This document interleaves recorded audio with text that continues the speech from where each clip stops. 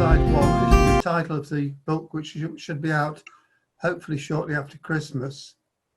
It's being published by Brill Publishing. Brill Publishing publish monographs mainly in the social sciences, what other disciplines actually.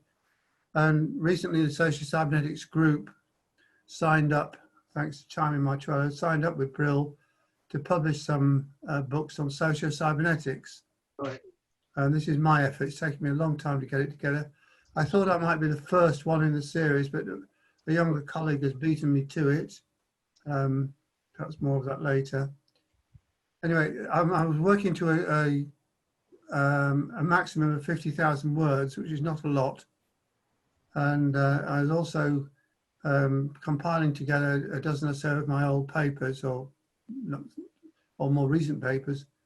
So it's been a bit of a chore to do it, but I'm quite pleased. It's almost finished. I still have some tweaks to do. Now, the little motto at the bottom you might like. It's from Edward T. Hall, an anthropologist, and I've stolen this a bit presumptuously. My purpose is to bring to awareness much that is taken for granted. By this means, I hope to increase self-identity, intensify experience, and decrease alienation. In a word, take a small step along the road of self-knowledge to help reintroduce man to himself. Okay, so the book has some aspirations. The main target here is social sciences.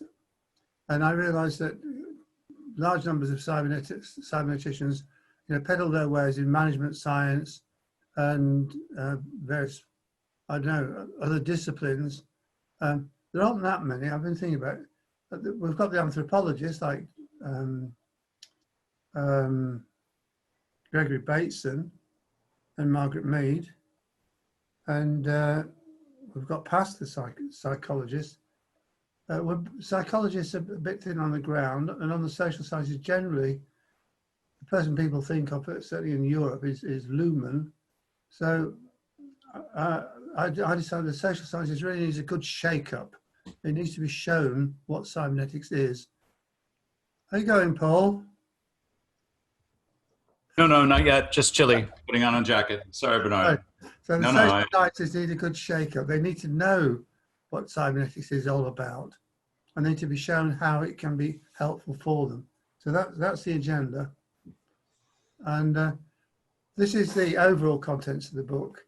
Just to give you a quick, what I'm going to do is go through chapter by chapter with the section headings and make little comments. Now, what I should say is please feel free to interrupt and ask questions and for clarifications. I myself have a little bit of a problem because having written this lovely book, I can't always remember exactly what's in it. This is one of the reasons why I'm going to retire from academic writing soon, I think, because there's no point writing something one day and forgetting what it was the next, is it? In fact, there have been a couple of occasions where I repeated myself. I've written the same thing twice, not really that I'd already written it. So, okay, about the book, Encountering Cybernetics, Story of Cybernetics, Key Concepts, blah, blah, blah. I'll step on, you'll see them as we go along. The prolegomena is really just a posh word for a prologue. And the idea here is to raise awareness for the reader of what they're likely to encounter. And I have this little quote. In the beginning, the Lord said, let there be light, and there was light. And in the beginning, Heinz von Förster said, let there be sight, and there was light. So it's a teaser towards emergent sensory systems, constructivism.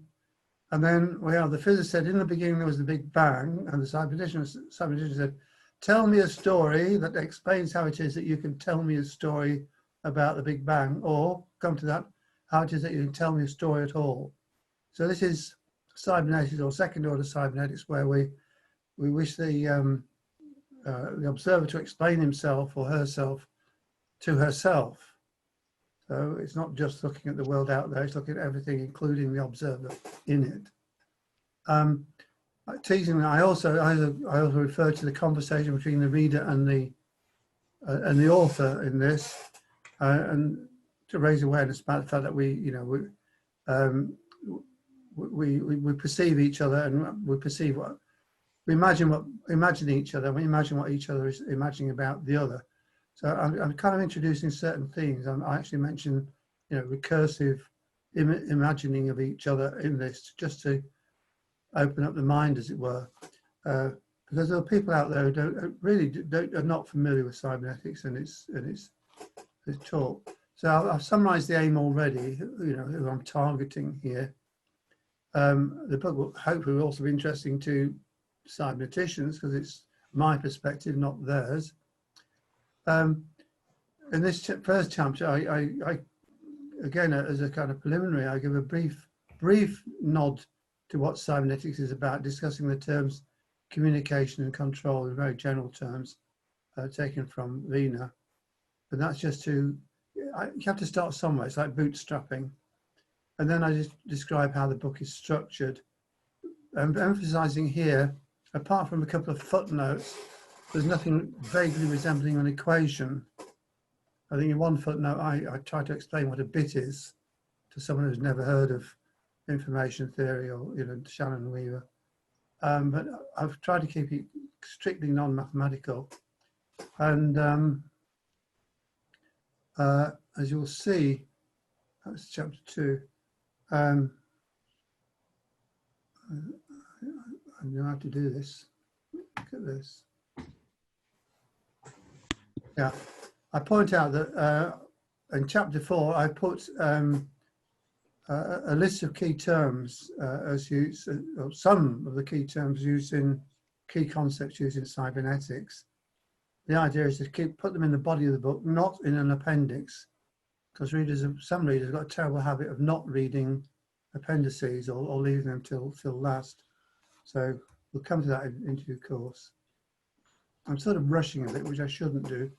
Now, I decided to begin by telling my story about how I encountered cybernetics.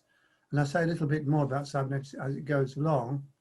But I tell the story of how I began as a student of psychology, despairing almost at university because the discipline was such a mess. And I had the good fortune to encounter cybernetics. And following that, I had the opportunity to work with Gordon Pass for 6 months as a research assistant. And on the strength of reading his papers, one paper in particular that happened to be current at the time, and using the library to try and make sense of what his paper was talking about, I fell in love with cybernetics. And suddenly, psychology and biology and sociology, all these things made sense. I had the whole story, as it were. Up to that point, I only had fragments. Growing up refers to a phase where, having been in the field and signed up to do a PhD, still working with PASC. Well, I went back to PASC after I graduated and worked with it for 10 years. And during that time, there was a moment where what we were studying, we were developing conversation theory quite explicitly then, as it emerged in our papers and Gordon's books. And my private life was as a gadabout 20-year-old in the 70s, late 60s, early 70s, joined up with my professional life. It became one life. The cybernetics that I was acquiring through Gordon, the reflexive conversation theory cybernetics, allowed me to join my life up. I became a kind of whole person. In fact, I became a cybernetician. That's how I put it. It's all in that chapter. It's I like to think it's quite entertaining. This is a more formal account, again, quite brief and chatty, about cybernetics itself, where I briefly tell the classic story of the beginning with the Macy conferences and precursors. Then the later years when there was a decline, as it were, as Stuart probably has told us about, because of the funding. Well, I knew about this because it happened to PASC over in London when I was working with him. All the US funding which he'd enjoyed for I think at least 10 years dried up, and they had to scrabble around as best he could to get funding from sources in the UK, which we did eventually get, but it was a struggle. But the renewal I see of referring to there is the emergence of an interest in second order cybernetics, or as Pascal like to call it. Now we're talking about the 80s when Pascal's talking about it. He called it the new cybernetics or neoclassical cybernetics. I've been racking my mind to recall whether or not Pascal ever used the term second order cybernetics himself, but I just wrap everything up in that term, so there you go. Section 3 is a little bit about cybernetic explanation. It's really an introduction to scientific explanation for people who are not particularly scientifically literate, like many social sciences are not. I mean, they conduct, perhaps have some statistics, but they may not have much philosophy of science. And then I point out that I suppose pointed out by many, including a cybernetician called Frank George, British cybernetician, he sums it up by saying a theory, a scientific theory, is a model together with its interpretation. So there's an emphasis there on there being a model, something non-linguistic, non-verbal, something which can be manipulated and possibly mapped onto some real world, as it were. But this is the heart of scientific explanation, and if it's cybernetic, it means that somewhere in the modeling, in the model itself, as well as in the modeling process, there is some circularity. And I also point out that one is setting up an analogy between the model and the situation, the part of the world being modeled, and that an analogy, that a metaphor is just a compressed form of an analogy. So I try to get certain ideas in early about what it means to explain scientifically and why metaphors are important if they're properly justified.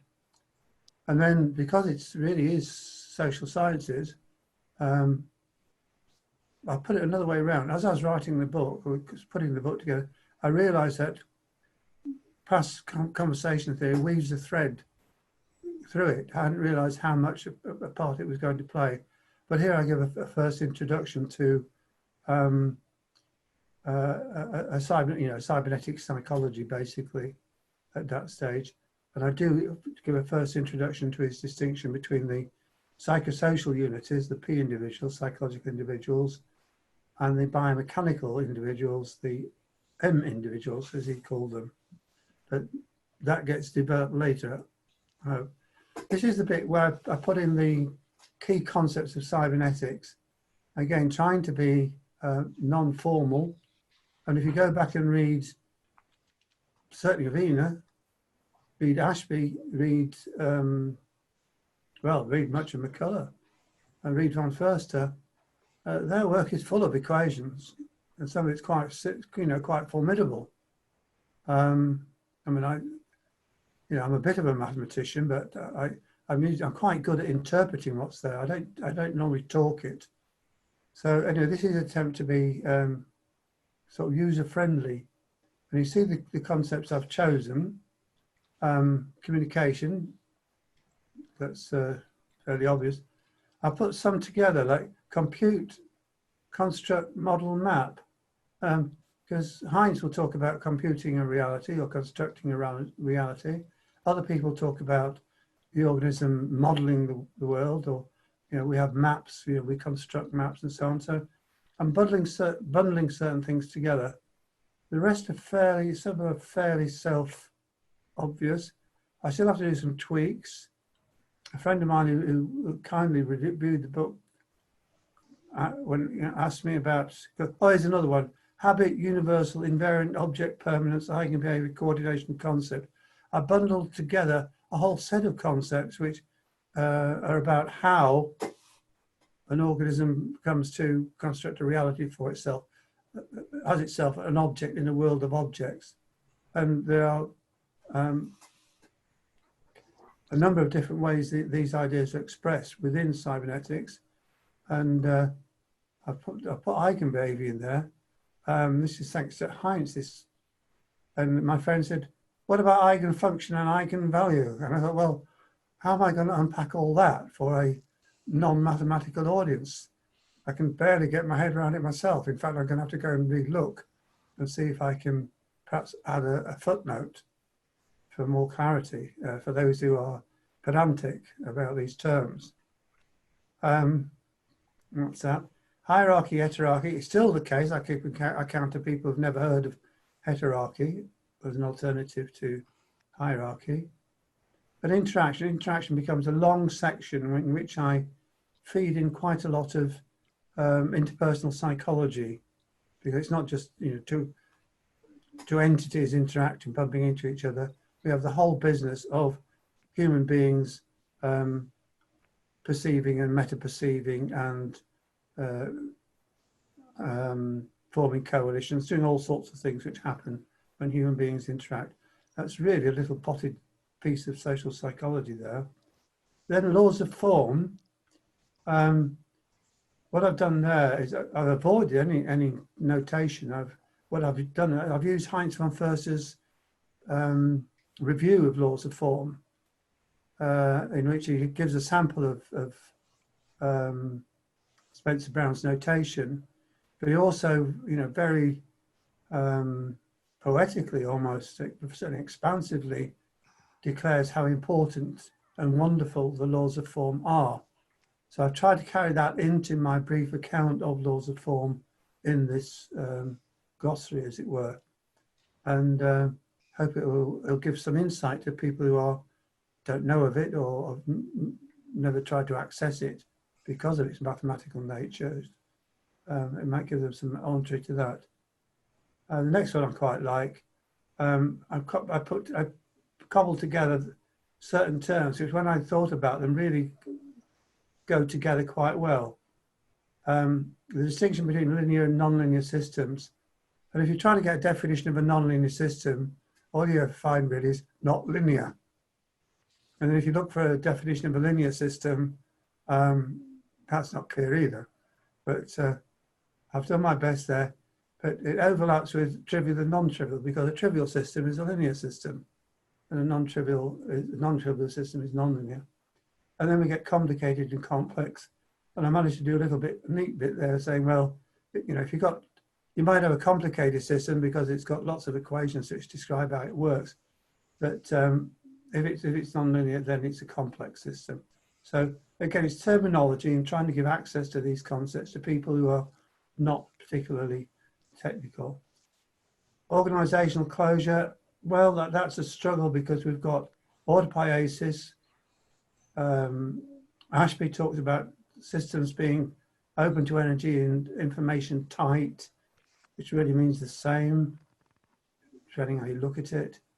In his later writings, Pass talks about P individuals being organizationally closed and informationally open, whereas using a very technical sense of which two P individuals can communicate. It's not a transmission model at all, but it could be mistaken for one. In fact, I haven't included that so far. I might leave that out.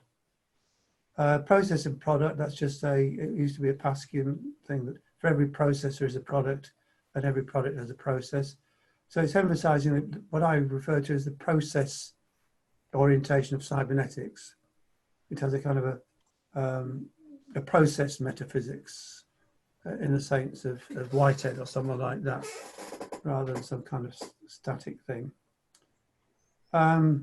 Self-organization is back to the classic Heinz definition. And I realized what I ought to put in there is a clear statement of Prigoghine's physico-chemical concept of self-organization, which is different. But the two can live together quite well if you're aware of both of them. And then a discussion of system in various ways. Systems as distinguished by observers, systems as entities which are subject to stability, change, so on, and then how you might analyze or look at or model the behavior of a system. The observers in there with completeness, and then putting together the concepts variety, order, redundancy. Because again, it can be very confusing reading the different authors. the terminology they use for these terms. Well, we've got order, disorder, entropy, negentropy. It's a bit of a, you know, I've got a 2-volume dictionary of cybernetic terms, and it's just incredibly confusing. Okay, on we go. Little quote from Wiener at the top, from Human Use of Human Beings. Society could only be understood through a study of the messages and the communication facilities which belong to it. And that in the future development of the messages and communication facilities, messages between man and machines, machines and man, and between machine and machine are destined to play an ever-increasing part. So that's why I call it on messages. Bit of introduction then. Communication is coding. Here I strictly restrict my attention to the Shannon and Weaver model of transmission following a code, and that's where I try to explain what a bit is. And this is not my interest particularly, but what I'm intending to do is point out that this is not communication as happens between human beings, although obviously we know that Lewis likes to use the word coding for the ways in which human communications, norms, rules, and so on become encoded, which is a slightly different meaning from the strict Shannon and Weaver use of coding. Then I go on to discuss communications conversation, and here we return to a more extended look at past conversation theory, mainly looking at the dyad, the teacher-learner. I discuss Ralph Glanville's elaboration of conversation theory, which is very nice, very user-friendly. And then I talk about human-machine interaction. This is following the Wiener quote at the top, where I take the caste systems and the thought stick systems that past developed as a model for systems which really have not been surpassed in terms of what their intentions were anyway. And then I refer to some current developments. Here, it's good. We've got the internet, we've got the World Wide Web, we've got Google, we've got all that, but we're still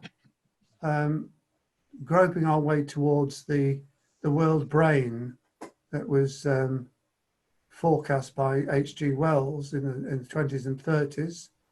I don't know how many of you are familiar with that. And it was an obsession of H.G. Wells during his later years that there was a race between, what he put it, there is a race between education and catastrophe.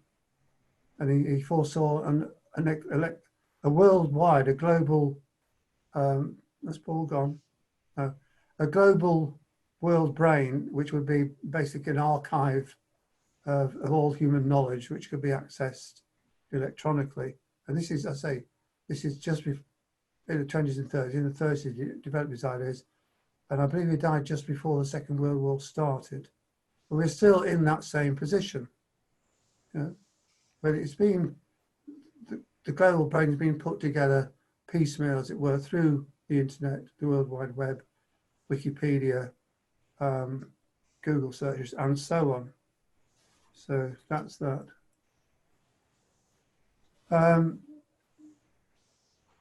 Some years ago now, I was invited to write a paper for an online encyclopedia, and I was given the title, Cybernetics and the Integration of the Disciplines. In fact, I was given the title Second Order Cybernetics. But my friend Ralph Glanville, who had been given Cybernetics and the Integration of the Disciplines, persuaded me to swap, and because he wanted to write about Second Order Cybernetics. And being a very friendly, kind of easygoing person, as those of you who know me know I am, most of the time, I accepted this invitation. So the title's fixed, and I decided to stay with it because it reconnects back to the paper I wrote at the time. Its place. Integrare is Latin for to make whole. So it's cybernetics and a holistic look at the disciplines. That's the way I would put it in more user-friendly language. Bit of introduction. Cybernetics epistemology, what do I do there?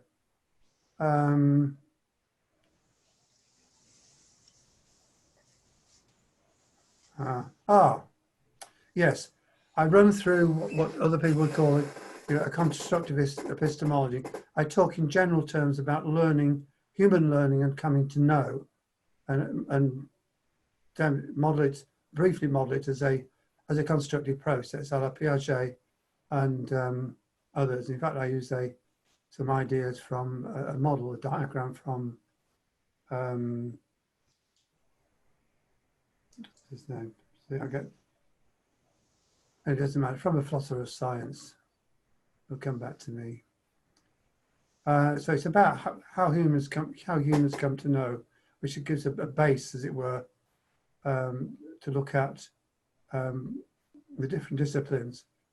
First order stuff is fairly straightforward in that it's the natural sciences, although I give some lip service to the emergent disciplines, complexity studies, Picagini's work on self-organization and so on, which way back when in the 80s transformed the physical sciences, when we got chaos theory and so on, wonderful stuff. And then I briefly go through the approaches to social systems. I distinguish three. First one is really studies which just follow the model of the natural sciences, where you you work as an objective scientist. You gather data, you carry out some controlled experiments or comparisons, you do your statistics, and roughly you're following a similar model of what is the scientific method. The second approach to social systems is really social psychology, or micro level sociology or anthropology. It's studies of interaction between human beings. We get all the richness of interpersonal perception and interaction and so on.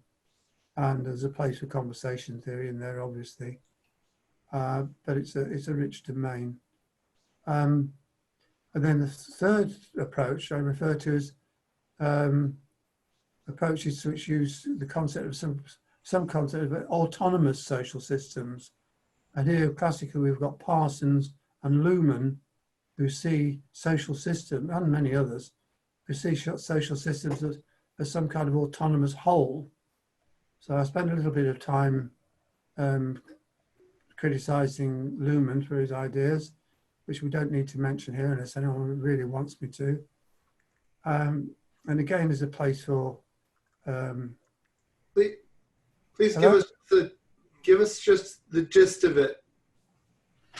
I disagree entirely with his attempt to separate communication from consciousness. And he has one of his aphorisms is only communication can communicate. His concept of a social system is that it's an autopoietic, self-reproducing system of communications. And he says only communication can communicate. Now, to me, that's a nonsense.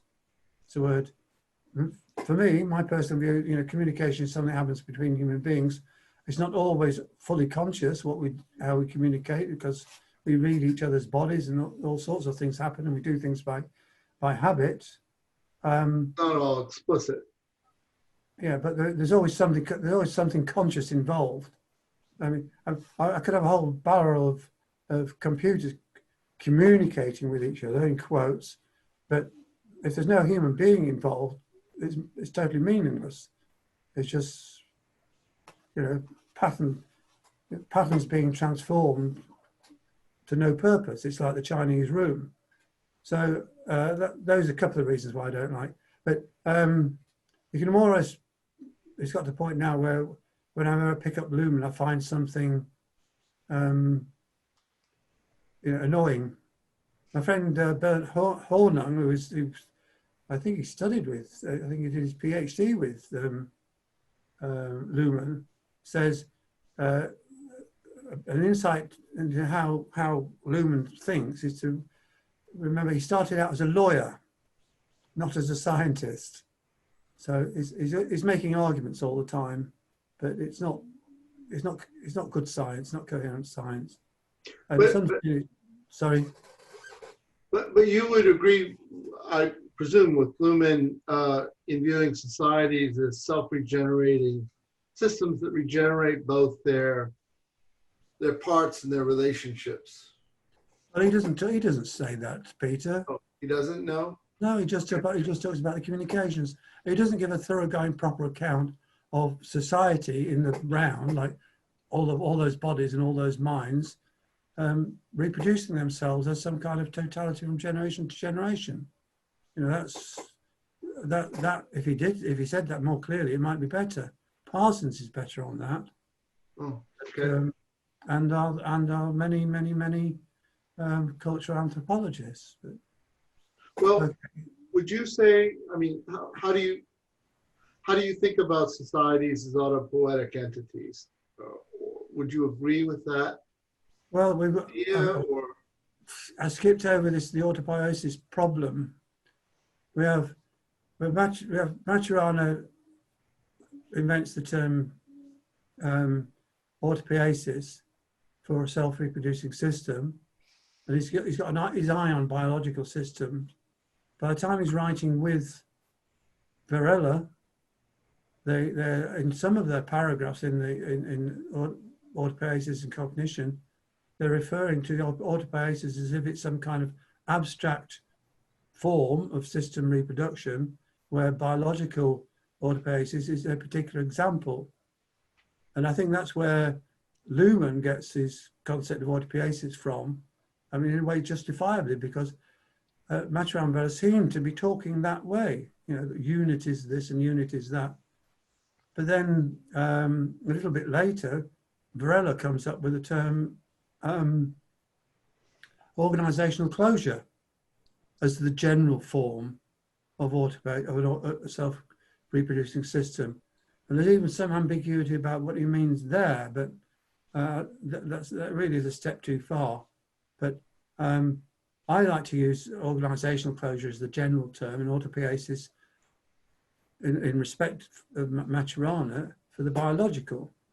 But I noticed Maturana these days, in the last 10, 15 years, 20 years, has always said autopoiesis at the molecular level. He always anchors his term, autopoiesis, his usage, into biological systems. Interestingly, there's this thing that, Maturana doesn't like the way Luhmann's used autopoiesis. Well, if you look at autopoiesis and cognition, the little book by Maturana and Varela, in the introductory part, Maturana sketches out a concept of a social system which is not autopoietic. It doesn't. It's that you cannot apply it to this, but it's a social system as he's defined it, not as Luhmann defines it. I mean, it's Maturana's own definition. So he's made sure it's not autopoietic in his terms. So it's a model. The whole thing's a model. Yeah, may I add something, Bernard? Can I come in? I find Luhmann often very fascinating. The thing which I would like to say two things. The turn from Maturana to Luhmann is, I think, most interesting is in 1986 article, which was edited by Felix Geyer, by the way. You know that article, the Autopoiesis of Social Systems, where he precisely asked that question: what happens if you get rid of the biology, which is prevailing in systems theory? That's how the article opens. How do we get away from biosocial, social biology, or whatever you want to call it? The other thing I wanted to mention is that what is self-organizing in Luhmann's theory is meaning. Yeah, it's not a self-organizing apparatus which is just loose. It's meaning. I must, and I'll add, I must confess that I also have these irritations which you voice. Okay, well, I'll return to the question of meaning in a moment, a little bit later.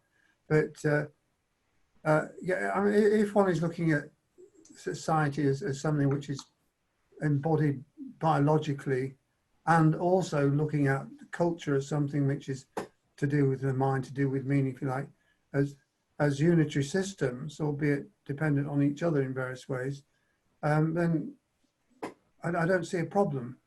But that's, again, I don't want to, we'll come back to Lumen.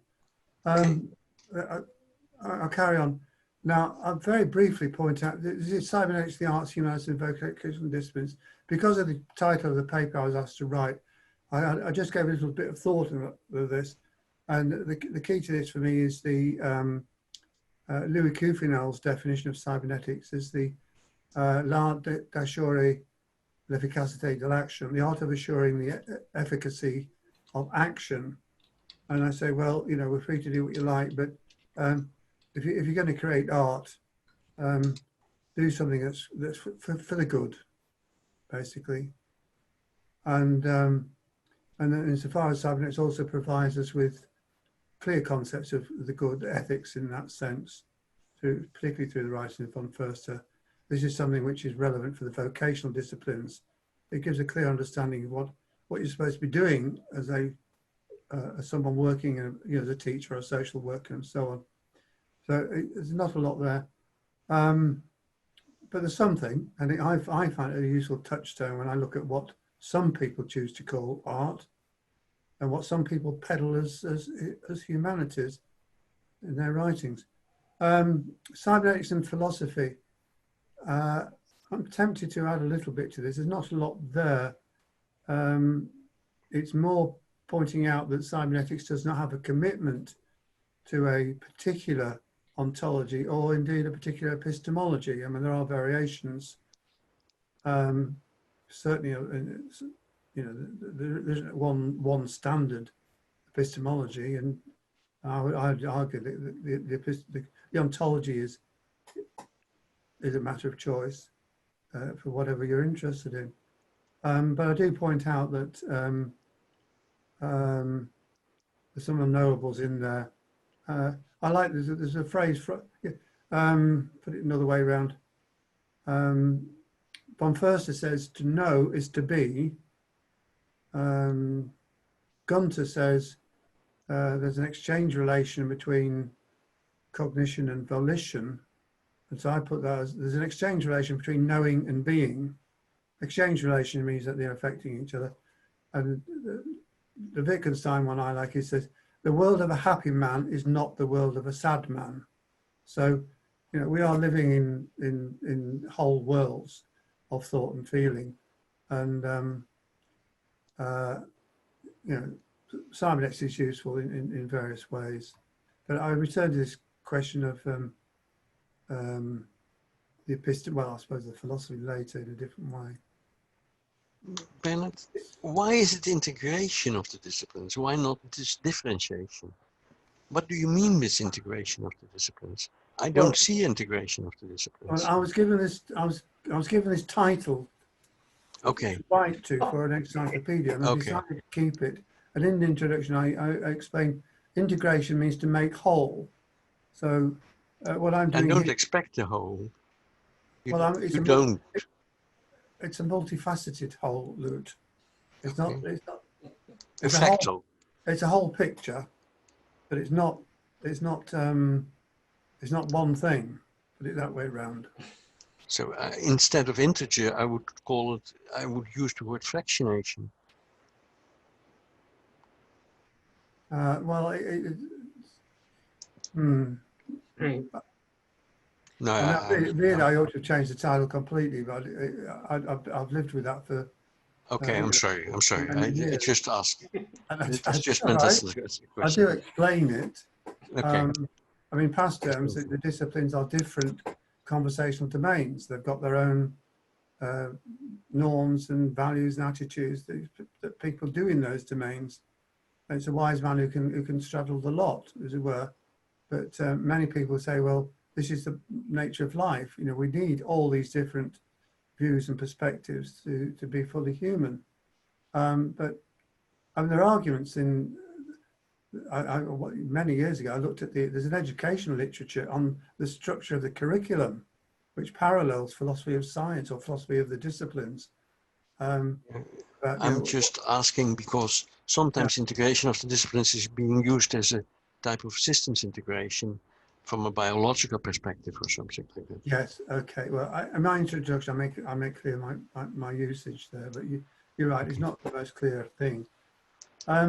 This is a bit of an elaboration of what's just gone before. I wrote a paper a couple of years ago now called "In Defense of Pure Cybernetics." Bit of a story to it. I'd been invited by Sharon Breer to contribute to.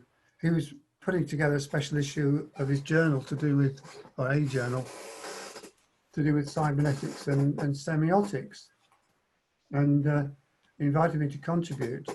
And in all innocence, I started out thinking that I had lots of examples to show that cyberneticians deal with semiotic topics or semiotic issues to do with signs and meanings and communication.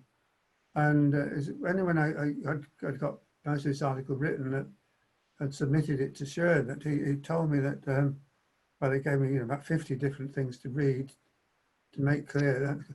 But what I learned, my understanding of person and so on. But what I understand from him, he has, or pretty much still has, a very narrow functionalist view of cybernetics.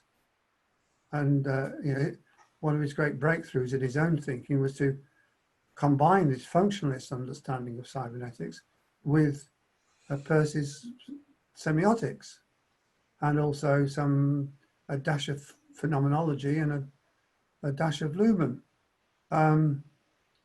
And I actually got migraines trying to get my head around all this stuff. And finally I had a breakthrough, and I realized that cybernetics does not need this other stuff. I call it stuff because it is stuff. Semiotics, phenomenology, and Luhmann's social systems. They're all in one way or another alien to the paradigms of cybernetics.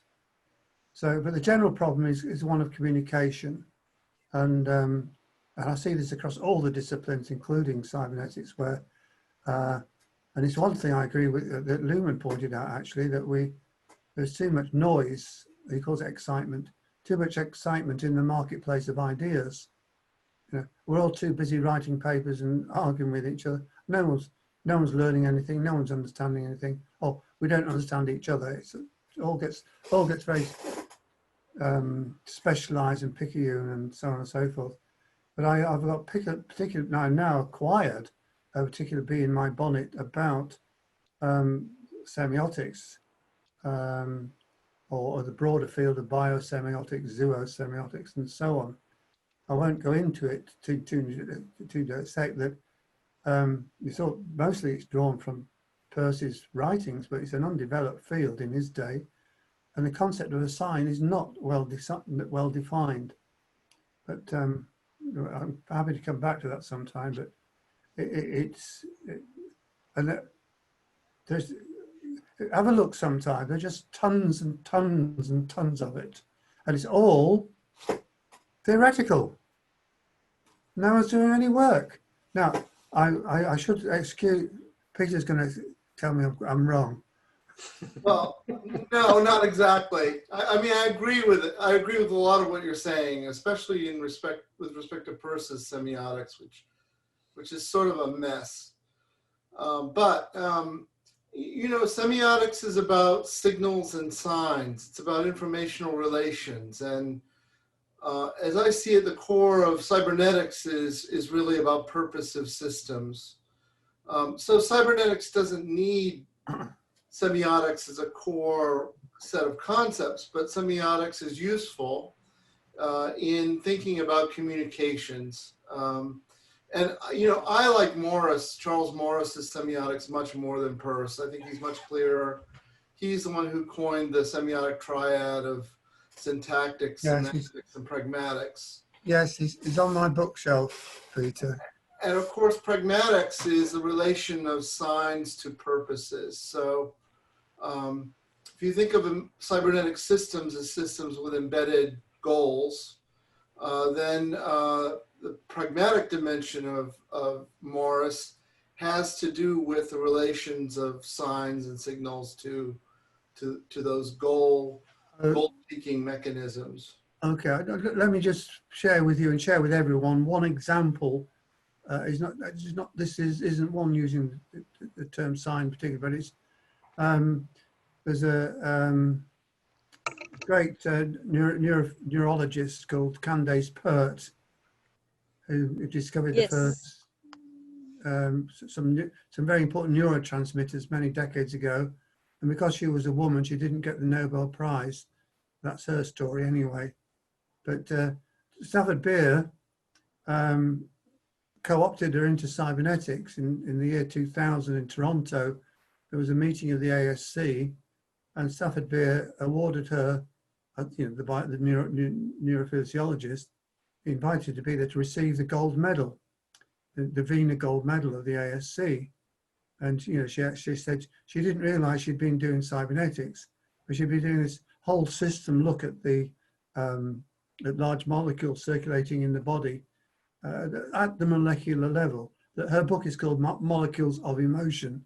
It's a wonderful book, but in that book she talks about information carrying molecules, and she's referring to these large molecules flowing in the bloodstream.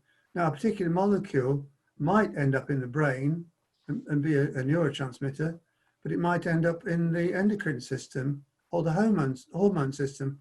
So as you see this molecule flowing about in the blood vessels, you don't know, there's no idea, you don't know what information, in quotes, it's carrying. It's just doing its job. And wherever it arrives, then it has an effect. So, information is in its utilization. So, I worry that. Yes, there's no information without interpretation, as we would say. Yeah. And there's the other example is from von Uskul, who talks about an infinity of meaning-carrying stimuli for an organism. I'm sitting here and I'm surrounded by an infinity of meaning-carrying stimuli, some of which I pay attention to. But having the idea of meaning-carrying stimuli before I've actually found meaning in any of it, it's kind of, it's an after the event no, he calls them signs, meaning, I think he calls them signs. But it's an after the event construction to say, oh, this is a sign. It's only a sign because you've seen its work. You've seen what it did. Yes, but it's a functional conception of sign. Well, you're very, Again, you're it's very not welcome. a sign unless it has a readout, an interpretation to someone or something. Yeah, well, I'm just coming back to the where you say someone something. I'm back to human communication pretty well. That's really what I'm interested in. But apropos of Peirce, yes, his semiotics is underdeveloped. His classifications of different kinds of symbol or sign is quite thorough, but he does say some really good things. And I thank Søren Breer for encouraging me to read Peirce. I took a book of his writings on holiday with me. I was on holiday for several weeks. I also did that, and I couldn't understand it. I got a book called Peirce on Signs by a chap called Hoopes, and it really is a good collection of Peirce's papers, including the one I've got the quote up there, how to make our ideas clear. And I certainly became very sympathetic with Peirce's pragmaticism, and he presents it in a variety of ways. There's two quotes here, actually. The first one, which for someone who was very much a metaphysician, I think is rather amusing, rather sweet, really. Metaphysics is a subject much more curious than useful, the knowledge of which, like that of a sunken reef, serves chiefly to enable us to keep clear of it. I mean, that's wonderful. And then this is he wrote many different definitions and ways of talking about his pragmaticism. but this is so spot on. There is no distinction of meaning so fine as to consist in anything but a possible difference of practice. So it grounds every thought, every idea that you may possibly have as you in your metaphysics or your neurophysiology or whatever in practice.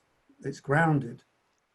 And what came across it, I realized, as I mentioned later, it's isomorphic, that concept is isomorphic to the past conversation theory concept of an understanding.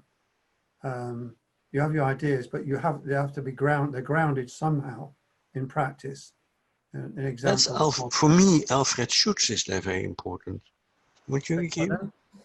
Alfred Schutz.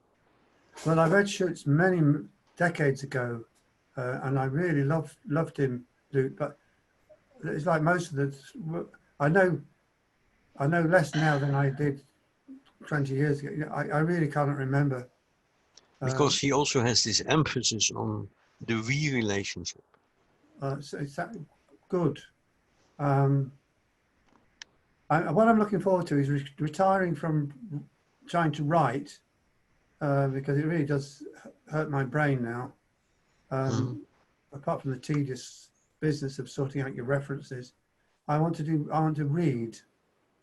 I want to enjoy myself just reading.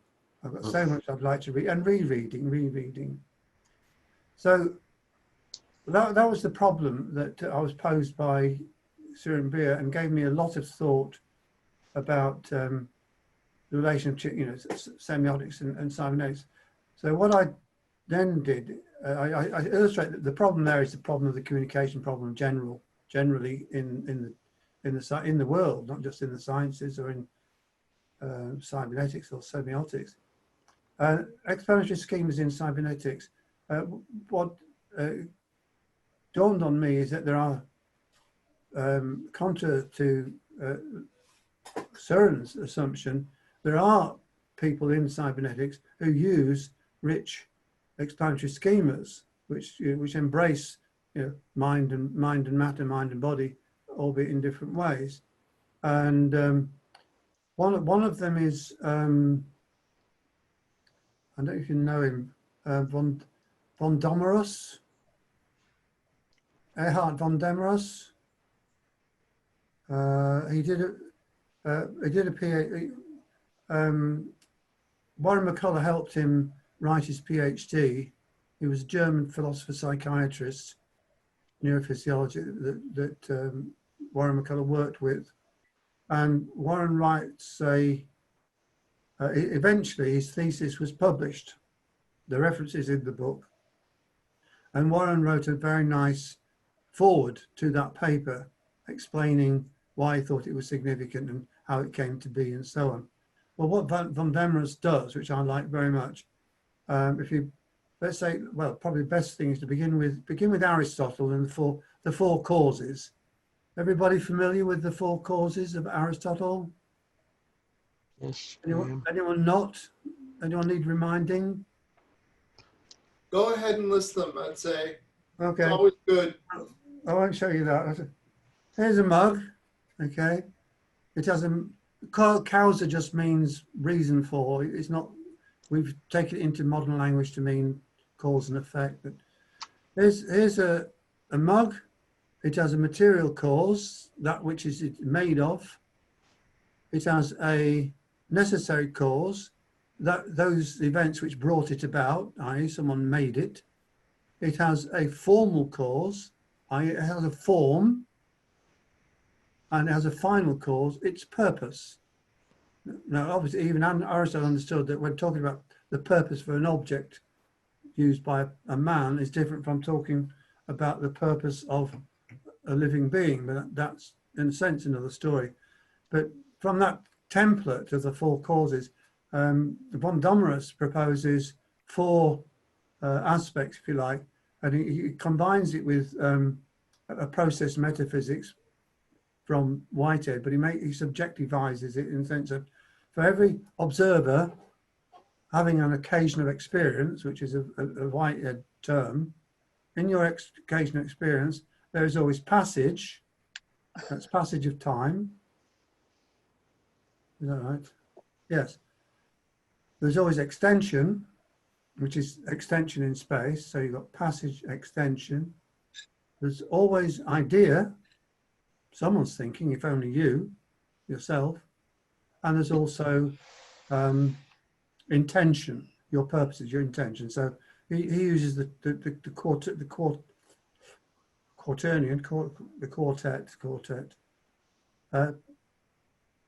passage, extension, idea, and intention. And it's a rich explanatory. Any amount of your experience, you're going to need those four categories to explain what's going on. So Warren McCullough embraces this, and it's implicit in Warren's own writings, or explicit on occasion in his own writings, as a neurophysiologist, as a cybernetician.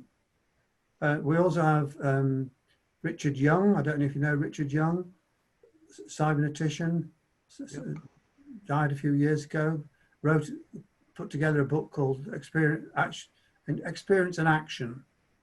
And it's he calls it a cybernetic phenomenology. But he makes a distinction between ends, move ends, and ends, vol ends, things that move and things that will. But he ends up with it's a very similar structure to that of von Demarest. And of course, we've already got Pask with the biological, which is, if you like, the extension and passage and extension, the material world, and the P individual, which is the world of idea and intention. So I'm pointing out that it's not just Pask, there are other people who use rich schemas for explanation. And those who don't use these schemas one of the problems with Maturana, he can't get out of the biological into the immaterial, although he does in a way, but that's another story. So I wanted there show the richness that can be found in cybernetic explanations. And then I go on to the obscuring cybernetics, and this is where I criticize or critique both Luhmann and I critique Schur and Søren Beer for marrying cybernetics with semiotics, and also for importing Luhmann and Husserl, essentially. And I've already criticised so I say these additions are alien, they're not necessary, we don't need them, thank you. And then briefly, in enriching cybernetics, this is particularly for social scientists, I point out that there are already existing, currently or before cybernetics, many social psychologists, social scientists who are thoroughly compatible with cybernetic thinking. And obviously one example is Piaget, the child development chap, who when he discovered cybernetics himself, he embraced it, because his thinking was cybernetic in our sense, in processes, control process, regulation, and so on, learning. And the other people I would include people like George Herbert Mead and several anthropologists and so on. There are many, many, many people in the social sciences whose work readily fits the cybernetic template, if you like, or if you like, can be brought into the cybernetic fold. It can help them see that they're all doing the same kind of work, often under different terminology. I really do recommend Edward T. Hall, the anthropologist, to you. I really do. He's written some beautiful little books. So that's enriching cybernetics. Cybernetics and the communication problem. It's just I think I'm just reminding you yet again that it really is a serious problem. And that's where I quote Peirce about how to make our ideas clear, and refer to Pascal Calicortis's work on knowledge and task analysis as a way of analyzing knowledge and tasks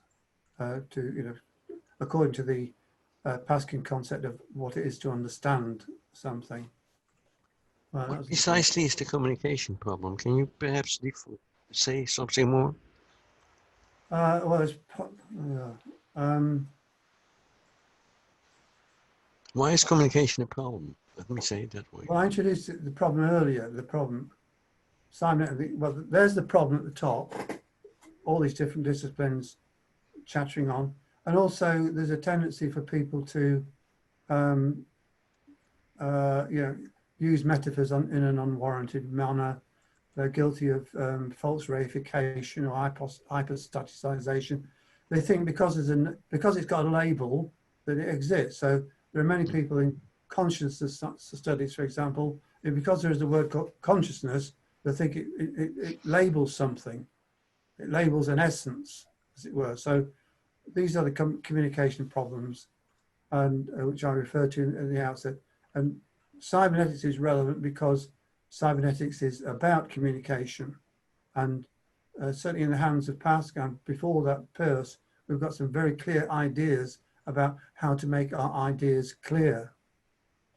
So that's the thrust of my idea. My vision, Lewis, is that if someone gets properly inducted into cybernetics and the cybernetic way of thinking and looking at the world, they will see through all the haze and phase and fuzz, and the world becomes a much clearer, simpler place. It's still a mysterious world, but it's more graspable, put it that way, than it was before.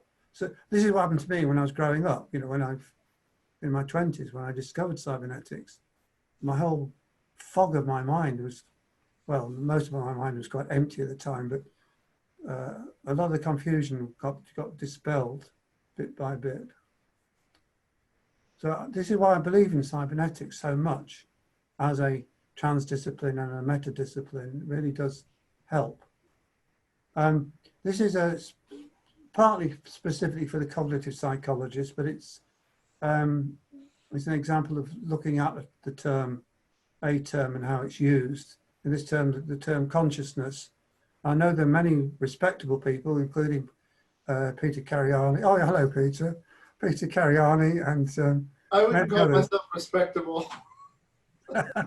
well, I've got another. Weird who you're applying that label to. Yeah. Max, I forgot his name. Max Velmans. Have you come across Max Velmans?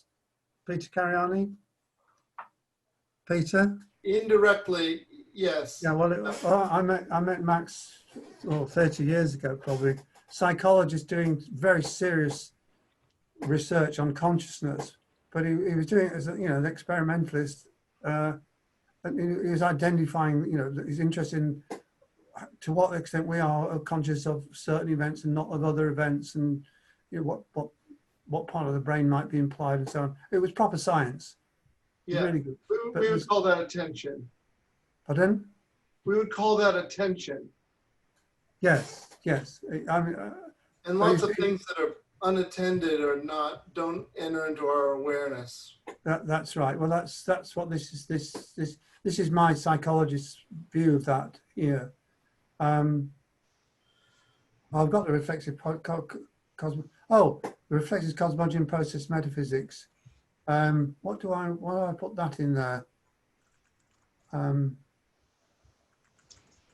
Oh yes, this is where do we begin these stories? I want to sort of make clear that we don't know what's going on. So we have at the top the quotation from Spencer Brown: "The world is constructed in order to know itself. Whatever it sees is only partially itself." That's just a brief abstract. So we're parts of a whole. It's an unknowable whole, however you want to put it. We're in there somewhere, but people begin the story somewhere. Carl Jung. How can the world know itself? When you read that, you almost can go into tears. This is rubbish. The world doesn't know itself. No, it's constructed in order to, but it can only do. The second part is whatever it is only partially itself. We are constructed to. But what is the it here? The world sees. I don't see the world seeing. Ah, well, it's usually, this is just metaphors. Yes, yes, it's poetic. Okay, suggestive. poetry. Okay. Yes. In fact, Spencer Brown goes deeper than that. I mean, he uses the word universe, meaning one term for the universe in which we distinguish ourselves as being. And he uses the word world for like the totality of everything that ever was and is and so on. And he I says, spent a lot of time with Spencer Brown, and it is plenty of those metaphors which are questionable. Let's say it that way. well, yes, but I find them quite instructive. He's talking about he's having a go at talking about the unknowable, or why the world is unknowable. It's a way of poetically expressing it. It's like saying, in the same sense, same paragraph, he says, the world always, the universe expands to escape our telescopes. I mean, it's just, I find it lovely If you see myself. it as poetry, it's fine with me. And it's a mixture of poetry and mathematics. Yeah, well, put it another way. The truth of this is that you and I are beings, however we've been constructed, you know, for whatever processes we've been constructed, but we are constructed in order to know ourselves to some extent and the world In around us. order to know ourselves, who has given that mandate? God or Okay, something?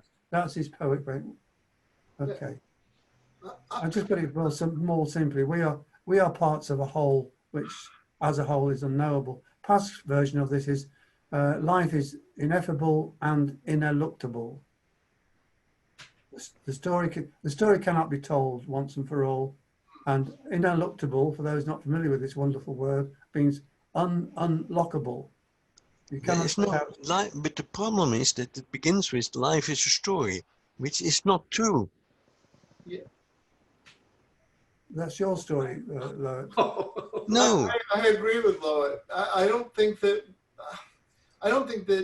consciousness is there as self-reflexivity, or that most of us, I mean, I speak for myself only, but most of us don't necessarily, are not constantly thinking about ourselves and describing ourselves in this sort of reflexive way. We are autopoietic systems, and we are constantly self-reproducing our minds, but I agree with that. not necessarily describing ourselves or writing a narrative about ourselves. You haven't woken up yet, then, Peter. Yes. Well, maybe I haven't. Maybe I've been living in a dream all my life, but Yeah. No. These are fascinating topics about, you know, the human condition and what each of us makes of it in our particular ways. And I know plenty of people who, you know, I don't think. Well, there are millions of people on the earth who think very little beyond the next meal. But that's by the by. What I'm trying to do here, you know, if you're an academic. what I'm trying to do is start the story somewhere, and I thought chapter 8 was a good place to start with it. I just wanted to open up the discussion. I'm talking about this metaphor. There are a number of schemas that people propose. C.G. Young, and taken up by Gregory Bateson, makes a distinction between the pleroma and the kritora. Yeah, If you're not from I've seen it. pleroma is just the stuff of the world. The kritora is distinction, the world of distinction, the world of creatures. So That's the same as the cogito, isn't it? Is it possible, if I may say, interrupt, because my internet connection is very unstable. When I hear you all talk, I hear the talk about Narcissus. I mean, not all of you. I just mean. No. We lost you. Oh, Margarita, we've lost you. Precisely when you were coming to. Jamie, when you can sort of. All I'm pointing out here is that there are a variety of starting places.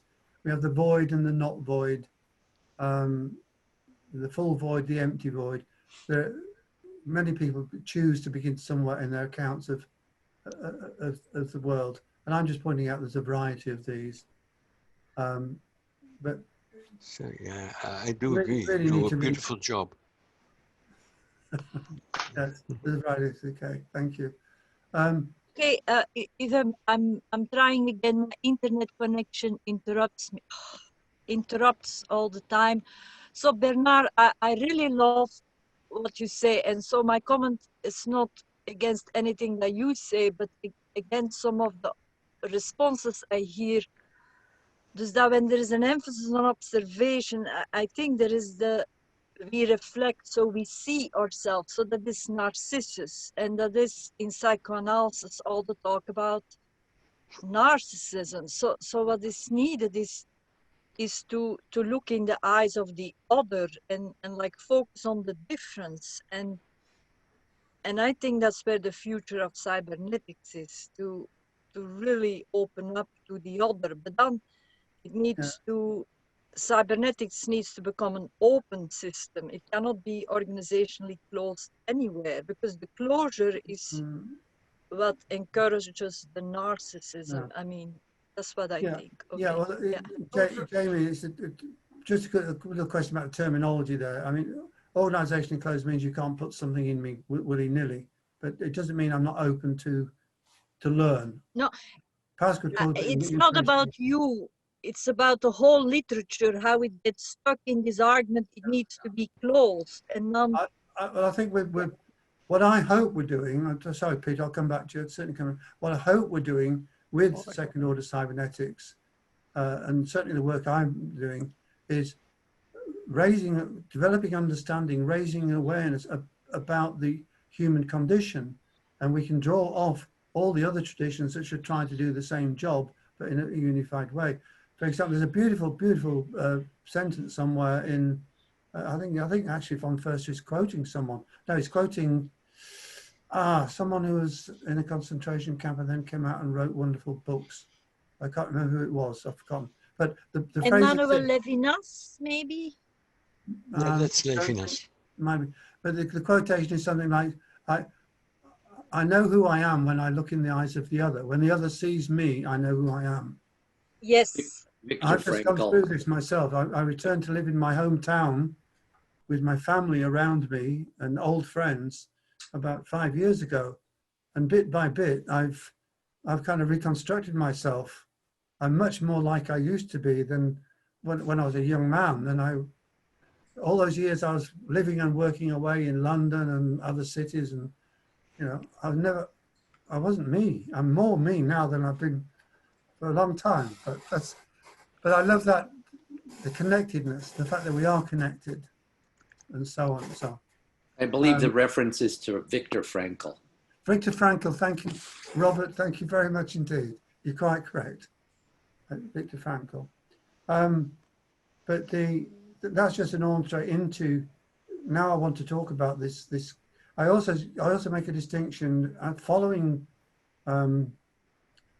McCullough and Pass, certainly, and also, I believe, Von Förster, between consciousness and awareness. Awareness being, the way they use the terms, it's just how you use the terms. The term awareness is used by them for the general state of living creatures who have got some awareness.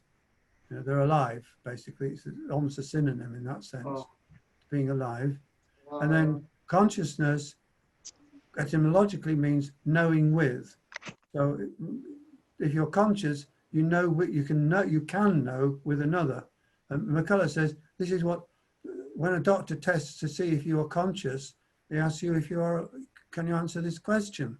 He tries to make you, he asks if you can speak to him. So consciousness is established between two persons talking to each other.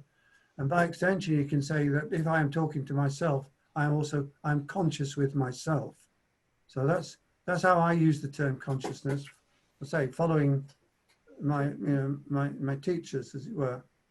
But you know, it's fine to make another definition of consciousness, and there's no problem with a notion of a social consciousness or a relationship, but conscious awareness is not coexistent with being alive.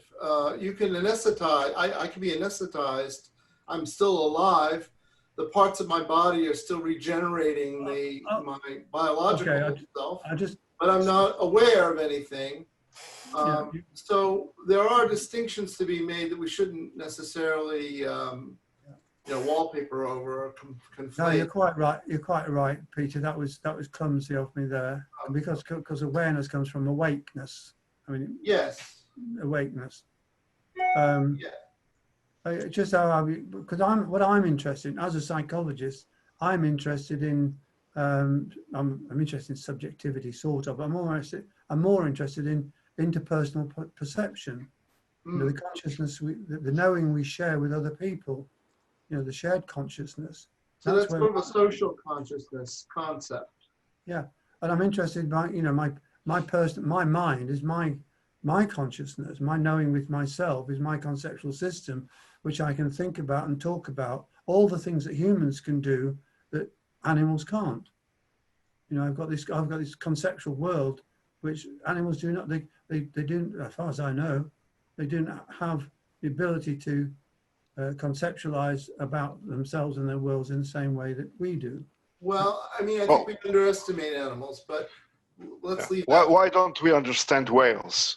Because whales are stupid, or we have not the capacity to understand those guys. These are open questions, Igor. I'm quite happy for them to be open questions. I'm sure they do wonderful things go on within other species between each other, but I'm choosing for the moment to be thinking about human systems. So the models I'm presenting of conscious systems are human systems. Okay. Okay. Now, briefly, there are two models that I present. One is I wish I should have put the figure in if I'd known it was going to, the conversation was get this far. But it's a summary of the, well, it's what in psychology is called the modal model, where you have stages and phases. So you have a grasping of the data, the stimuli brought into the system, which is filtered in various ways. For example, if someone shouted fire behind me, I'd jump up. But if someone's just talking in the background, I'd ignore it. You know, the cocktail party effect, selective attention, something comes in and it's assimilated to what's existing already in my conceptualization, and my conceptualization accommodates to what's coming in as well. And some of those processes I am aware of, and so they're in my awareness, my working, what's psychologists call working memory. So it's in my working memory that I'm conscious with myself. That's what I'm experiencing at the moment, and I can move it around. I mean, I'm not just focusing on you. I can think about what I might have for supper. Interesting topic. So it's the dynamics of that, and including in that is the dynamics of learning. In particular, I'll give the example of acquiring the skill of touch typing, where and acquiring any motor skill, really, acquiring any skill, whether it's a mental skill or essentially a motor skill, is where at the beginning stages we have we're aware of, conscious of the skill structure and what we need to do to learn it, and we do all those things, and we build up our understanding of the skill, how to drive the car, the layout of the keyboard, and so on. And then as we get practiced, everything becomes integrated. There's a word some people use, but it falls out of awareness and becomes automated or proceduralized. And vast amounts of what goes on within me, outside my working memory, my awareness, is proceduralized. It's either built in as something I was born with, systems that matured, my sensory systems and my motor systems and so on, my muscles and my nerves and all that, or it's skills, knowledge and understandings that I've acquired, which have just become, as it were, part of me. And it takes an effort. So, if I want to resurrect them, it takes an effort sometimes. I play the guitar. I'm not very good on the typewriter, but I play the guitar. And if I want to show someone how to play something, I have to stop my playing, slow right down, and look to see what it is that I'm doing in order to explain to the other person what it is that I was doing. because I forgot, you know, it's become automatic. I have to externalize it to look at it, which is the same with typists who are thoroughly practiced after years of work, not having to think about the keyboard layout. In order to, if you ask them questions about the keyboard layout without the keyboard in front of them, they mock type. Oh yes, which letter is 2 to the left of E? They go like that. Fascinating. So that's why that's in there. It's a general, an excuse to talk about the psychology, as you know, the cognitive psychology and of being human. And then I generalized the model. One of the models is actually a computer simulation of learning to type. But I generalized that to get us back to the general idea of concepts and conceptualization and learning and evolution. And there's a little word at the end, which just puts everything together to foresee some things to come, which is that, you know, as we learn together, as we nurture children, there's a whole idea, if we understand what a human being is, how we can nurture and grow and become part of a wonderful, harmonious community. Now that's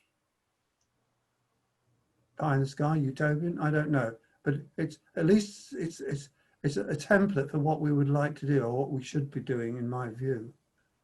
I'm going to move on. This is just to stick in a topic which is around. I'm not hugely interested in myself. Oh, that's right. There are there's network science out there, and there are people talking about social networks. And I just wanted to make some clarification, because as it turns out, we've got network science in biology and physics and all over the place, the tools of network science, graph theory, and so on. But the original graph theory and network science was developed by Harari and Cartwright. I think Cartwright was the mathematician and Harari was a sociologist, and they invented things called sociograms, where they mapped the movement of people and various events in the social sphere.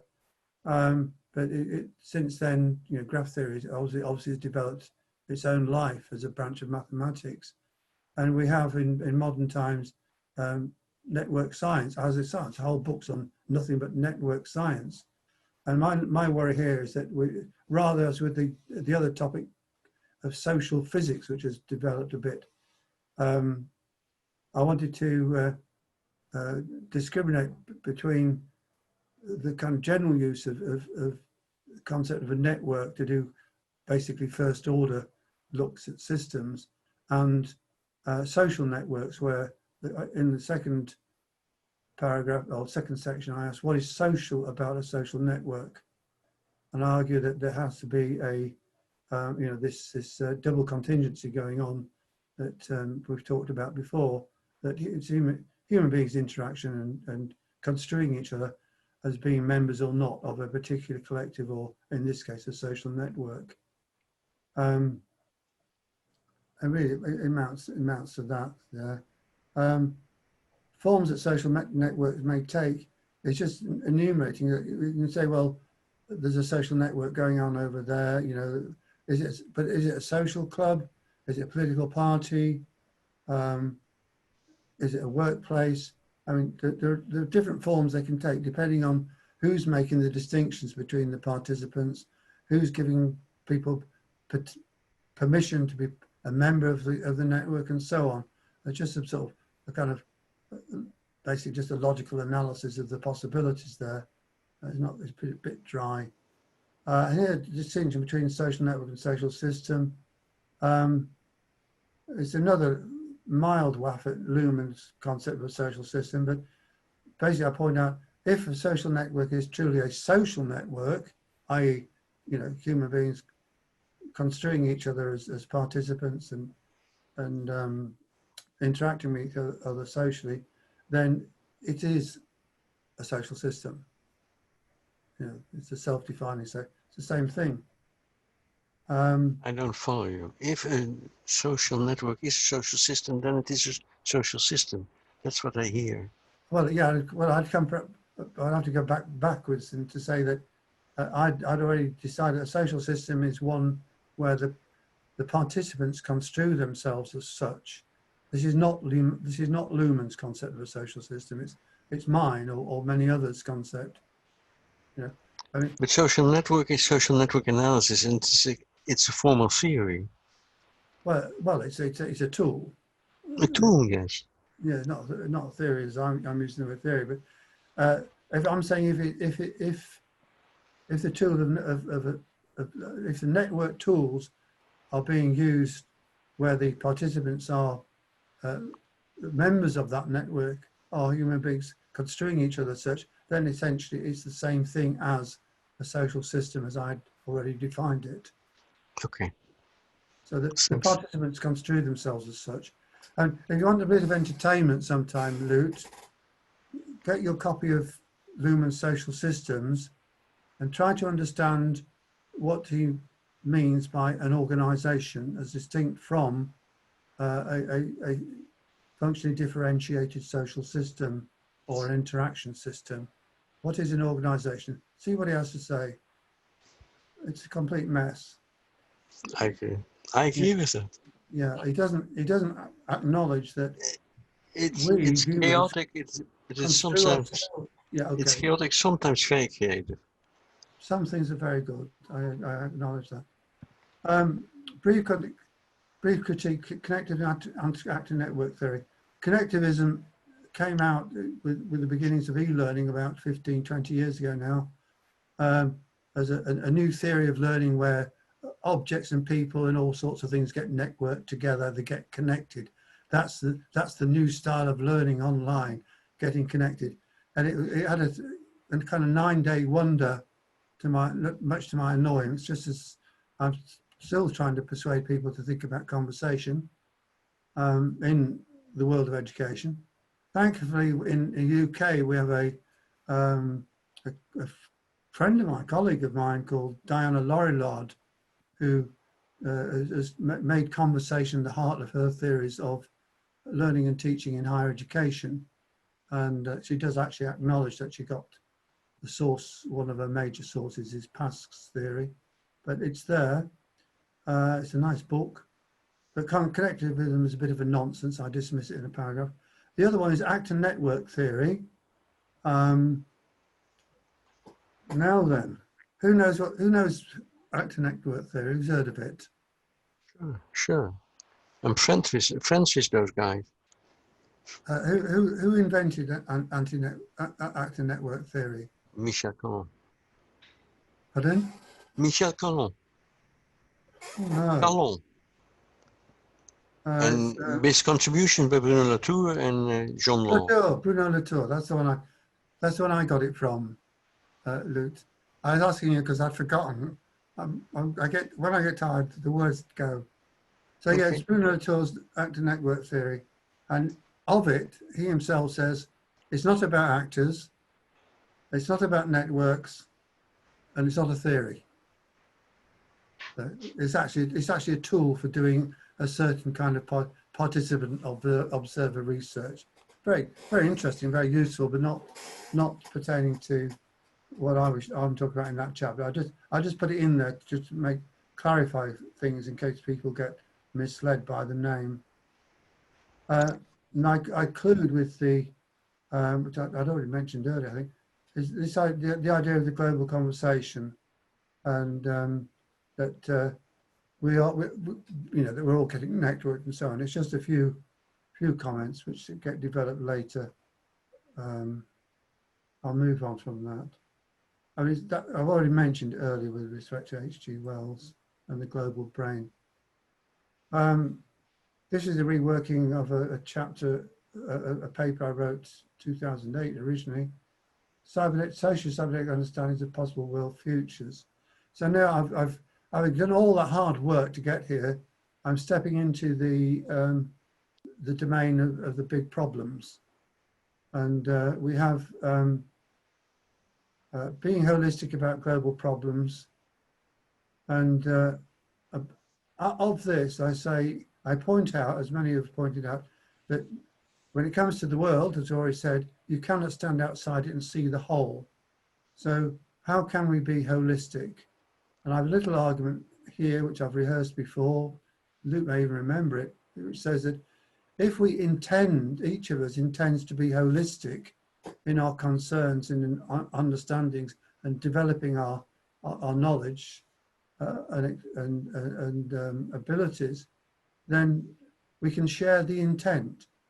We can't share our perspectives or ideas in detail in any way to any large extent, but we can share the intent. And it's when we come together with shared intent to get certain things done or to understand things that things move. So I also point out there, which is a neat thing, the etymology of holism is from Anglo-Saxon hail, healthy, which is also the root for holy. Okay, so if you want to be a saint in this world, holistic. If you want to be holistic, be a saint, be holy, right? Because it's all, this unknowable world is all around us, and we're trying to understand it. So the global problems is clear because they're all out there, and I keep saying that we have to view them holistically. And in here, I repeat, I've already mentioned my laws to you. I think I mentioned my laws. First law being there's always a bigger picture. There's always another level of detail. There's always another perspective. There's always error, and there's always the unexpected. So that's to try and keep us humble, So it's fairly obvious what I'm doing here. I'm arguing against people who get obsessed by one issue at a time. People who get too specialised in their concerns, and people who think they're going to get the answer in the end, like the theory of everything or something.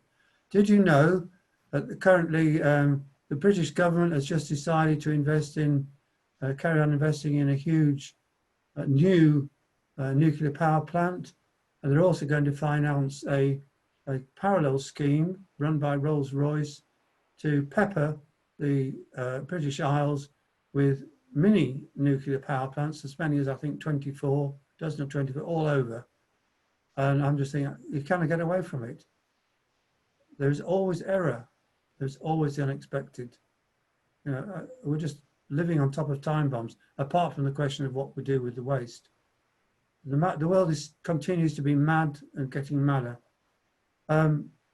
Just to move on now, first order problems, I regard those as the it-based ones, the objective ones, the ones we can look at as external observers, all the ecological issues and the energy issues and so on, and trying to understand how the economy works and what bankers do, and so apart from get rich and so on. But then second order problems, I say these are the problems of humans interacting with humans. Everyone has a different view of everything else. Everyone has a different view of everyone else. Not just everything else, but everyone else. The orders of complexity in the human system or the human community on this planet is absolutely horrendous. Other reasons why we need powerful communication tools, and we need some input into the means of communication. At the moment, we have these bizarre phenomena where, some silly event like a cat dancing goes viral, and half the population of the planet has had a look at this video on YouTube.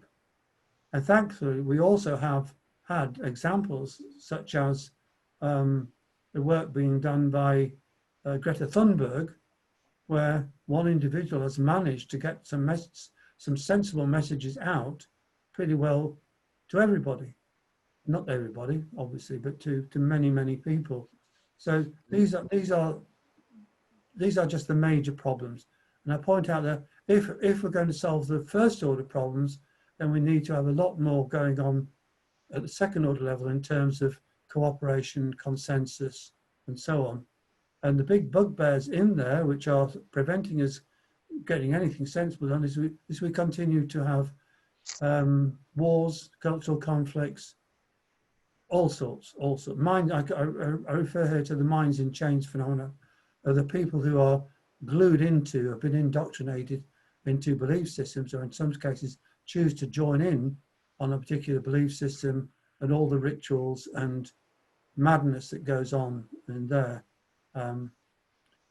Looking for solutions is just listing some of the fairly obvious things that we are doing or trying to do or need to do, which is, you know, a whole other talk in its sense. But in the concluding comments, I mentioned something I've written about extensively elsewhere, is that education, as H.G. Wells says, it's a race between education in the best sense, education, educo, to lead out into the light concept, and catastrophe. And I argue for what I refer to as education for cybernetic enlightenment. The more people who have a clear understanding of what cybernetics offers and tells us about the human condition, the better. So we really are, gentlemen, we have a job to do. And thank you, Jason, for all you're doing, and everyone else who's writing their books and getting out there and doing stuff. This is a big knotty chapter, social cybernetic understanding. How many of those chapters are there, Bennett? Pardon? How many chapters are you going to process? 12, one more. 12, okay. I'm sorry, everyone stopped me, Luke, so I carried on talking. Sure. I know you're longer than today. This will be my last presentation ever. Oh, no, I want to hear it more. Anyway, this is it's quite a long chapter. It's very self-evident what it's about. There's a section about different conceptions, definitions of culture, in which basically I show that there isn't an agreed one, and that in fact there's overlap between definitions of culture, social system, and society. There is no and just the other day, my friend Ben Hornan, who's read my book, pointed out to me, he told me about, there is actually a whole book already existing in the world of sociology or definitions of culture. Someone's written a whole book with about 300 different definitions in it. I've ordered it from Amazon. I mean, really. And then culture and personality, just to enrich the story of, you know, what P individuals at different levels of recursion and so on, individuals and collectives, and how the biology, you know, the nature and the nurture intertwine, all very lovely, interesting. And then cultural transmissions and transformations. Now, this is just pointing out that cultures change, and then also they don't change. You get incredible stabilities over centuries, and you also get rapid disappearances and various transformations, and so on. And there are some obvious examples out there which I don't need to mention. The one thing I do as an example, oh no, that's it really. I just point out all these phenomena. Somewhere in there I talk about other views of social systems using institutional logics, as it's called, and I even mentioned the VSM somewhere. But I've just gone to the last one, which is another plea for making things better in a way, opening up intercultural conversations. I should have included a quote because there are many beautiful quotes from E.T. Hall says, cultural diversity is mankind's greatest treasure. Our cultural diversity is our greatest treasure. And there's a lovely quote from Peter Berger where he says, can't remember the terms he used, but basically says, cultures start to learn about each other when they eat together and sleep together. You know, when you have intermarriage and proper cultural sharing. You know, it's a great proponent of intercultural sharing. But what I give one example in there where I found a 100-page document from an Islamic organization for conservation of culture, something like that. It's a subset of a larger Islamic global organization, which has like 60 different nation states as members. So we're talking about more so the whole Islamic community, including both Shia and Sharia, Sunni and Shia. And there's a 100-page report, and it's all about conserving their culture and their traditions. And it highlights it's a particularly important issue. It's a concerning problem for those Muslims who are living outside Islamic countries. In other words, they're not living in Dar el-Islam, which is the world of Islamic peace, where Muslims rule, but it's the other Dar, the Dar of war, where we have immigrants living as minorities, Muslims living as minorities, and there's great concern not to allow them to be, not to have their culture traditions affected by the surrounding culture.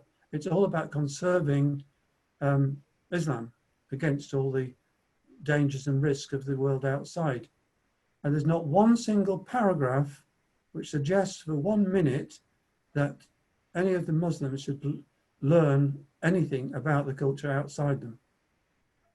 Now, in contrast to that, I came across a European Union report. Again, I forget the details of it, but it's in there. Again, 100 pages odd. And it's all about furthering intercultural interaction. It's all about opening up and learning about your neighbor and all those worthy things we hear. And I just had to put them side by side to see, these are the kind of problems we're facing. Opening up intercultural conversations. It's not an easy business. If I've got any thoughts at all, it's about getting in there with education and being tough-minded about what goes down in our educational systems. And we have, basically in the UK, we've got a parallel education system devoted to educating Islamic Muslim children in the ways of Islam, which is virtually, well, these are big issues, put it that way.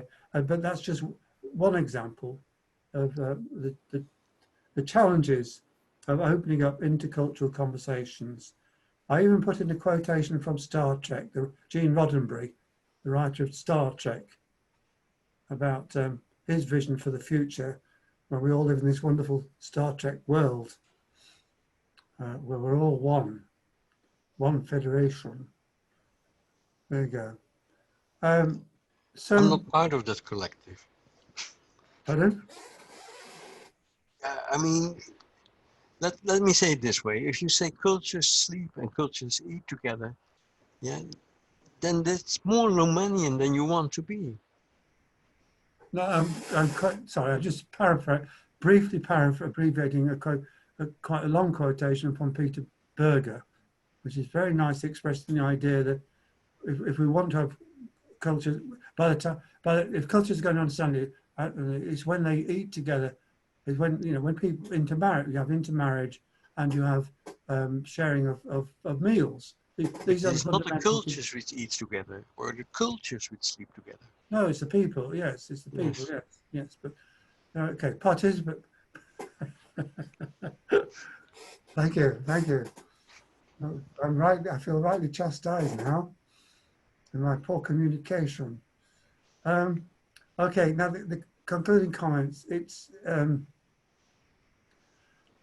what next here is referring to what next for the reader, and in the final, I've got one more slide after this, and that is it. And the next slide I've put together, or in that section, what next? I've listed several resources which the reader can follow up on. That's bad English. On which the reader can follow up, and I then give myself, which I'll show you in a moment. I then give myself permission to make some exhortations, which is about, well, basically is it all over kind of thing, which I've been saying on and off all the way through. That's fairly pretty. I can't remember what else I was saying there. But then I saved up for the last couple of paragraphs, basically, the top, well, maybe 3 or 4 paragraphs, the topic of values, attitudes, and ethics. And these are nitty-knotty ones, and I've tried to make them crystal clear, in a sense.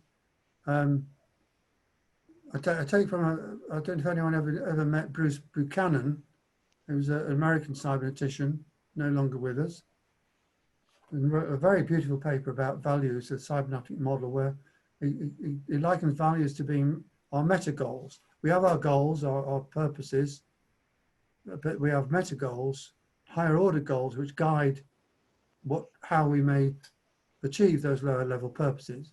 It's a very nice paper. It's a very nice model. It's a very nice way of thinking about values. And attitudes are simply, as per standard social psychology, they are beliefs with a value attached. So that's just terminology really, but it's can be important to know. People invest, as we already acknowledged really in the last chapter, people may invest a lot in their beliefs, and it can be very hard to shift them. And just well, anyway, there's a whole other topic there about how you we have, I assume we have them in what they call them deep. How do you de-radicalize a terrorist? How do you do that? And I'm just aware at the moment that it's not working particularly well. And then ethics, which is where I summarize Heinz's thoughts about ethics, which is the invisible river on which our being is happening. So I've been, all through our talk, I've been adhering to my ethics as best I can. He's talking about what's called situational ethics, the ethics of a person brings to a situation. But I do point out that in the wider literature, ethics and morals are used as synonyms often. Sometimes morals is used for the rules, shared rules, and the ethics for the personal. Sometimes it's the other way round. We have ethical codes and personal morals. And we also have something called situated ethics, where people worry about the rules which apply to a particular area, like the communications industry or some other industry, some other domain which has an ethical code. So I do a little bit of terminology untangling, but I'm left with Heinz's concept of situational ethics, where it's basically the values that I have that I'm riding on. So I marry Buchanan and von Förster here in a way, which is quite neat. But I left it to the end because it's very personal, and also because I can keep it quite simple, I think, very simple. So, but as good second order cyberneticians, we're all familiar with all that.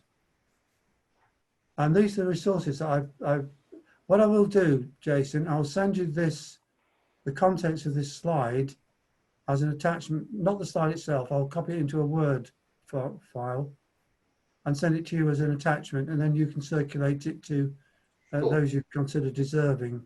Of course. Okay. I have a quick question. Have you already submitted the whole book, or are you still revising it?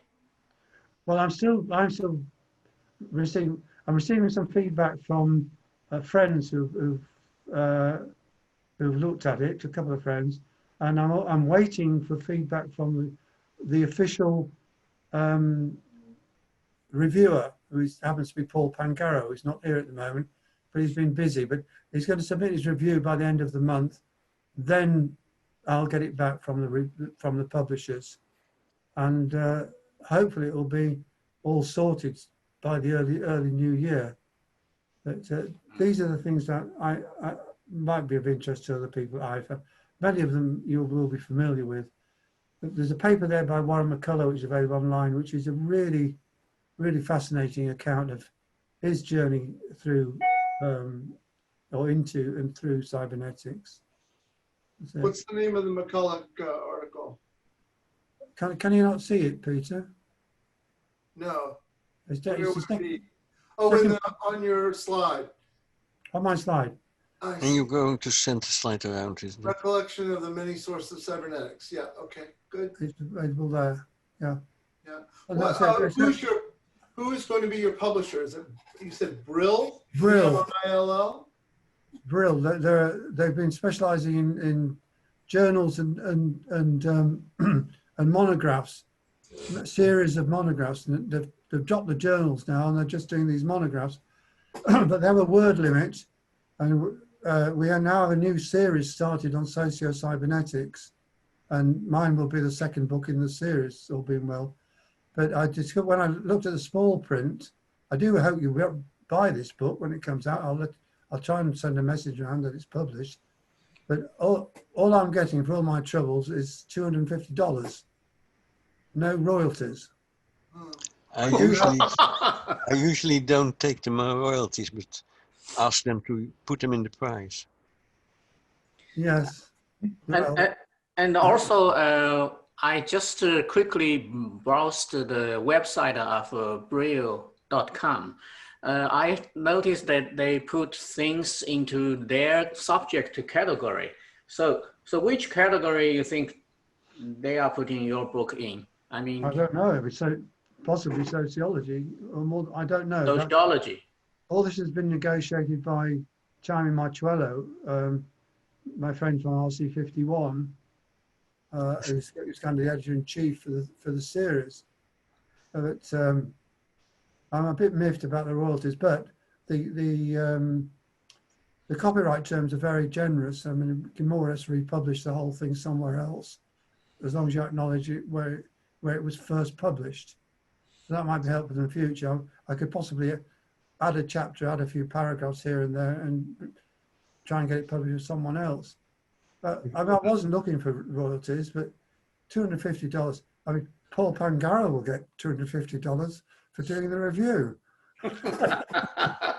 If you were wagering, when do you think it would be available in print? Beg your pardon? When do you think it will be available in print? Well, I'm hoping early in the new year, January. I don't know how quickly they'll turn it round, but Paul's review will go in at the end of November. I will then be given some opportunity to make corrections, and then it will go into production. So it might be published perhaps towards the end of January or February. I'm not sure, but I think so. It would only cost us $250, right? I've been working on this for, well, it's work I've been doing for years, but it's taken me a long time, a year at least, to work on this book. I published a book with colleagues in 1990, you know, and a book about e-learning, called The Virtual University. It's still selling. I'm still getting royalties from it. My book is going to be published on February 8th next year by Springer.